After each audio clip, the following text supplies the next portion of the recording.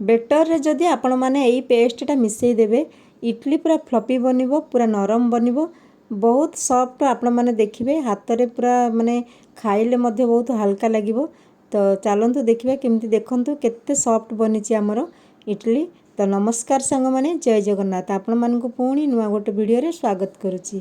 तो आज मु बनईची इडलीर गोटे रेसिपी जोटा कि आपण मानकु तो मु इडली रेसिपी प्राय देइची किंतु आपण मानकु आज किछि टिप्स कहबी जोटारे परफेक्ट पूरा सॉफ्ट इडली बनिबो। तो चलतु वीडियो को पूरा लास्ट पर्यंत रुहंतु। तो देखंतु गोटे ग्लास नहींची बिरी जाई आपण माने बिरी जाई गोटे ग्लास रे 3 ग्लास चावल नेले मध्य एटा बहुत बढ़िया सॉफ्ट इडली बनी थाए।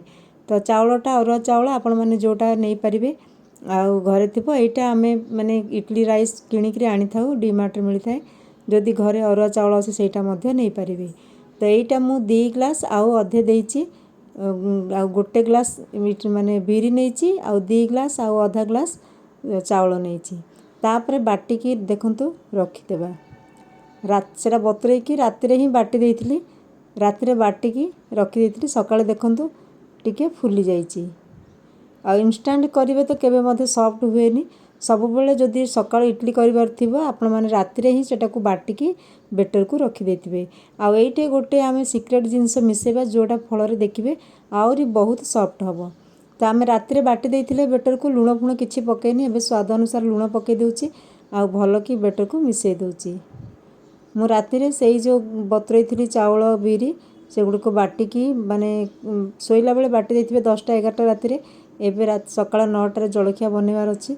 तो फ्लफी हेची किंतु एई समय रे आमे बनेबा टिके टाण रहिबो जदि सेई जिंसटा आमे मिसे देबा एटा आउरी सॉफ्ट हे जिवो। तो देखन सेटा बाहर कर देले एइटा देखंतु हमर बासी भात जोटा आमे भातटा बळी जाय थाए देखंतु भात 2 मुठा आमे एथिरे बाटीबा। तो भातटा बळी थाए प्राय समस्त घरे थाए देखंतु बासी भात सेटा को आमे बाटी की तार पेस्टटा आमे एथिरे देई देबा इडली रे। आपण माने जते बेले बेटर माने बाटी की रखी थिबे तापर माने सेई समय रे देबेनी सेई समय रे देले टी खट्टा पळे आसे आ मु एटा बनेला समय रे बनेबा को थिबो आधा घंटा एमती ए भात टिके बाटी की सेथिरे पुणी मिसेई दिए एथिरे किछि सोडा इनो किछि पकेबेनी तथापि बहुत सॉफ्ट बनिबो बहुत टेस्ट बनिबो इडली। आपण माने थरे बने की देखंतु आमे जो घरे खाउथुवा भात सेई भात को टिके बंचे की इडली बेटर सहित बाटी की दियंतु देखिबे बहुत बढ़िया पूरा फ्लफी बनबो। एटा गोटे माने तमिलनाडु जणे हमर सांग थिले चेन्नईर तो तांकोठु मु देखि से सब बेले भात बाटी की एमती देंती आउ तांकर माने इडली एते सॉफ्ट बनि थाए। तो देखंतु केते बढ़िया फ्लफी पूरा बनिलानी बेटरटा। तो मु एटा कुकर रे ऑलरेडी बेटरटा आग रखी देथिली सेटा माने इडली बसेई बोली सेटा पुणी आ गोटे बर्तन को बाहर कर देइची।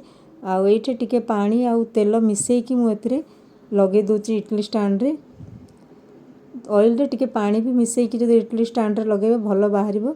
आ सब गुडी को माने स्टैंड रे आमे देई देबा टिके टिके बेटर बेटर रो कंसिस्टेंसी आपण माने देखुचंदी बेसी पानिया करिवेनी कि बेसी सुखिला करिवानी एतिकी रहबा आ बार बार सेटा को आमे चलेबा जा फल रे सेटा फ्लफी हबो।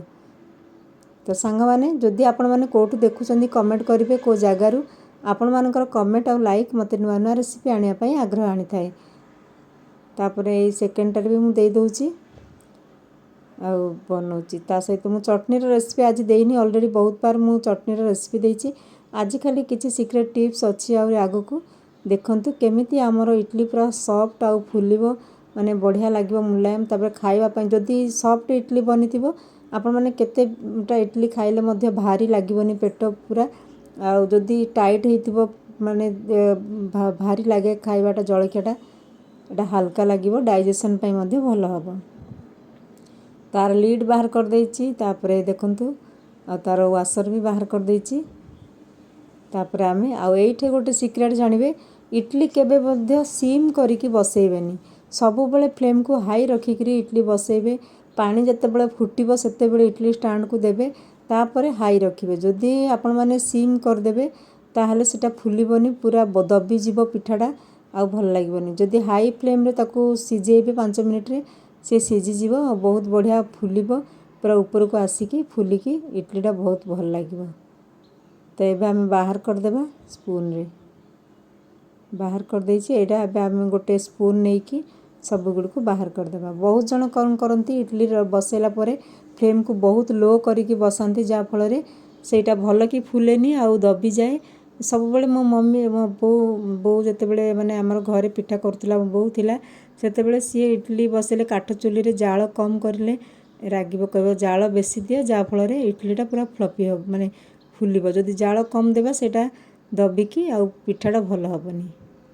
तो देखंतु एबे बढ़िया पूरा सॉफ्ट तुला भलिया नरम इडली बनीगला। तो सब गुड़ी को मु बाहर कर दूची।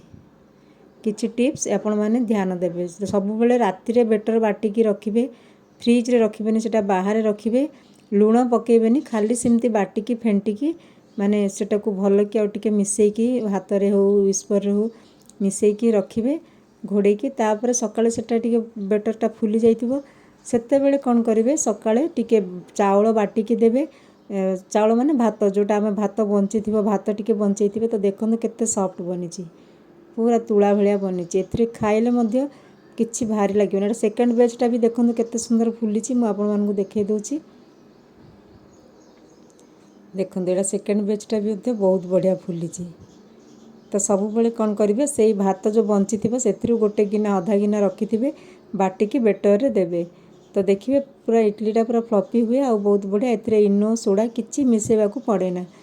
बिना इनो सोडा रे आपण माने देखिए इडली बहुत सॉफ्ट हे। एबे देखंतु चटनी बनि जाइछि टमाटो चटनी आउ बादाम चटनी चिना बादाम रो। तापरे हमर इडली जळखिया पे रेडी हो गला। मु देखौछि भांगी के देखिए केते सॉफ्ट बनिछि हमर इडली पिठा। देखंतु एटा एते बढ़िया पूरा बनिछि बढ़िया सॉफ्ट देखंतु आ खाइले पूरा हल्का लागिबो बढ़िया माने टेस्ट मध्य बहुत बढ़िया आसीता। पूरा साउथ इंडियन स्टाइल रो इडली चटनी केमती लागिला कमेंट करिवे। कोठु देखुचंदी कमेंट करिवे केमती लागिला रेसिपीटा कमेंट लिखिबे। आपण मानकर कमेंट नुआ नुआ रेसिपी आनिया पे आग्रह आनी थाए। तो देखंतु केते सुंदर बनिछि पूरा तुलतुलिया आ तुला परी नरम जोटा कि आमे खाइले पार्टी रे मिलै जिवो। छोट पिला माने भी खाइ परिबे। आ एटा तो ऑयल हि न थाए बहुत भलो हि थाए माने जे कोनसी माने पेशेंट मध्य इडली खाइबा कथा। तो देखंतु हमर बनी गला इडली चटनी माने रहउची संग माने एबे जळकिया देखंतु केते सुंदर बनिछि रहउची। जय जगन्नाथ। पुणी मिसबा नेक्स्ट वीडियो रे। आपण मानकु जदि टिके भल लागिछि लाइक कर दियंतु। Thank you.